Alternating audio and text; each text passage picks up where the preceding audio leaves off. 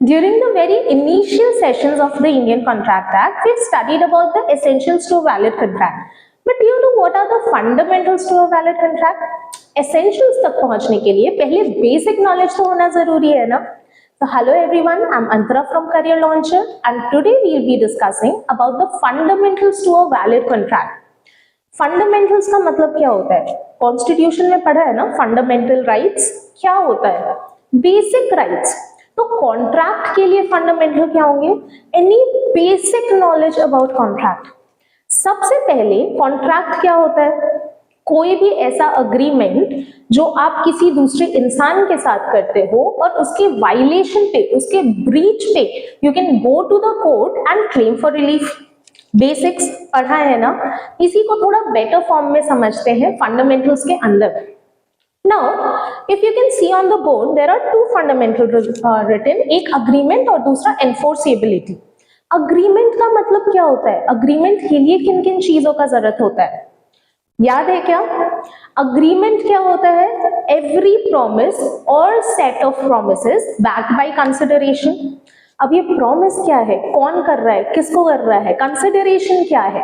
चलो इसको समझने की कोशिश करते हैं. Now the board says agreement पूरा करने के लिए we need three things: parties, promise and consideration. तो एक बात तो पक्की है कि आप खुद के साथ कॉन्ट्रैक्ट नहीं कर सकते हो. You require two or more people in order to complete a contract. Contract करने के लिए एक से ज्यादा लोग चाहिए होते हैं. कौन होते हैं ये लोग? तो दो पार्टीज होती हैं, एक होता है प्रॉमिसर, एक होता है प्रॉमिसी. अब ये प्रॉमिसर प्रॉमिसी क्या है? Any person who offers you something. अगर ऑफर करता है, if I say will you buy my phone for 5,000 rupees, now I am offering you something, so I am considered the promiser. promiser को offerer भी बोलते हैं, promiser को proposer भी बोलते हैं. दोनों ही चीजें बोलते हैं. ऑफिशियली आपके बैराक में प्रोमिसर वर्ड दिया हुआ है. प्रोमिसी कौन होता है? जो कोई भी इंसान आपके ऑफर को एक्सेप्ट करता है उसको हम कहते हैं प्रोमिसी. सो एटलीस्ट दो पार्टीज तो होनी जरूरी है. एक प्रोमिसर होना चाहिए, एक प्रोमिसी होना चाहिए. अब जैसे प्रोमिसर के अलग अलग नाम है, वैसे ही प्रोमिसी के भी होंगे. प्रोमिसी को हम ऑफरी भी बोलते हैं, एक्सेप्टर भी बोलते हैं. But one thing to be kept in mind, if you are using the word promisor तो आप साथ में एक्सेप्ट करने वाले को प्रोमिसी ही बोलोगे. ऑफरर बोल रहे हो तो ऑफरी और प्रपोजर बोल रहे हो तो एक्सेप्टर. प्रोमिसर के साथ एक्सेप्टर, ऑफरर के साथ प्रोमिसी नहीं यूज कर सकते हो. सो वो एक कॉम्बिनेशन याद रखो. Apart from that whatever name you say is fine. Second point is promise होना जरूरी है. अब ये प्रॉमिस क्या होता है? प्रॉमिस का मतलब क्या होता है? अब प्रॉमिस तक पहुंचने के लिए हमको दो चीजें लगती हैं. एक होता है प्रपोजल, दूसरा होता है एक्सेप्टेंस. ऑफर बोलो, प्रपोजल बोलो, दोनों सेम ही चीजें हैं. The only difference is English law में हम ऑफर बोलते हैं, इंडियन लॉ में हम प्रपोजल बोलते हैं. राइट? अब ऑफर या प्रपोजल होता क्या है? When you ask a particular person or when you desire that a particular person does something according to your wish or abstains from doing something that you don't want him to do. If I ask you, will you buy my phone for 5,000? Now what do I expect from you? I want an answer and what I desire is आप हाँ बोलो. आप हाँ भी बोल सकते हो, आप ना भी बोल सकते हो. But what do I want कि आप हाँ बोलो, right?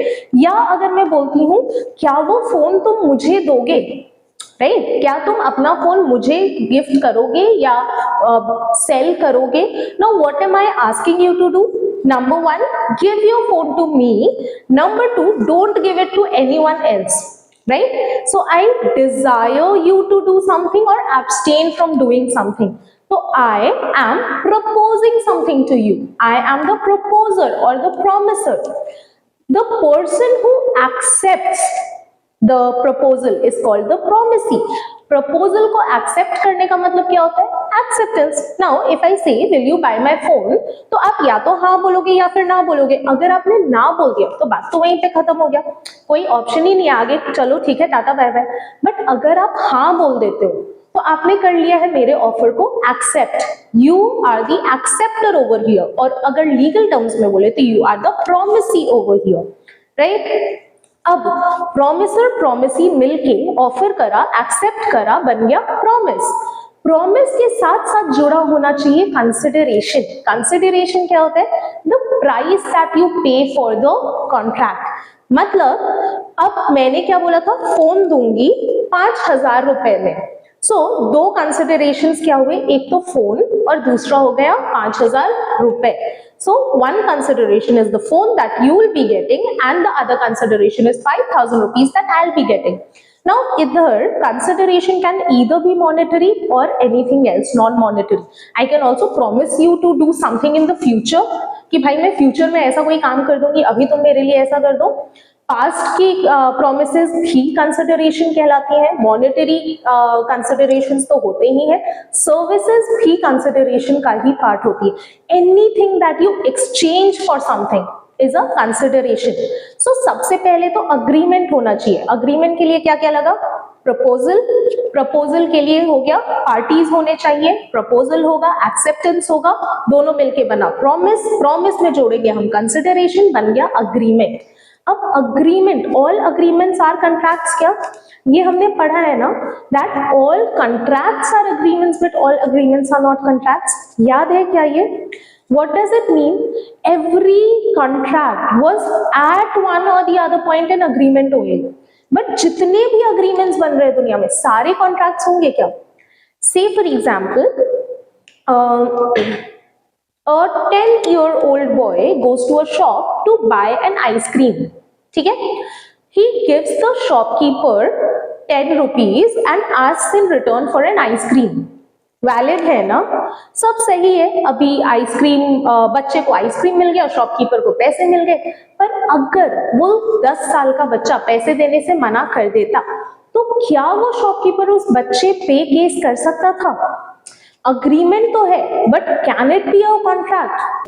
एक और एग्जांपल लेते हैं। There is this person A who enters into an agreement with person B, और इन दोनों का अग्रीमेंट किस चीज पे है कि एक पर्सन है सी। ए बोलता है बी को कि मैं तुमको 10 लाख रुपए दूंगा, लेकिन उसके बदले you have to go and murder C. अब मेरे को यहाँ पे बताओ, if B murders C and A abstains from giving him the money that he promised to, can B go to the court and say कि sir मेरे को उसने मर्डर करने को बोला, मैंने मर्डर कर दिया, लेकिन अब वो पैसे नहीं दे रहा है? कर सकता है क्या?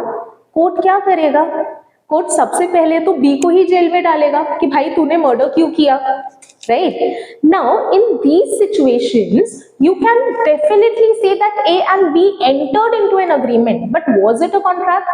No, it was not a contract. Why? Because it was not enforceable by law. Enforceability का मतलब क्या होता है? Can the court help you in any situation of breach? चलो एक और एग्जाम्पल लेते हैं। You decide to buy an iPhone from a shopping website.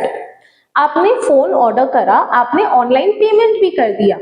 On the day of the delivery of the phone, the website abstains from delivering the phone to you and also वो पैसे भी return करने से मना कर देता है। Now here, can you file a suit against the shopping website in the court? क्या कोर्ट आपका किसी भी ब्रीच में हेल्प करेगा यहाँ पे? Yes, it will definitely help you. Why?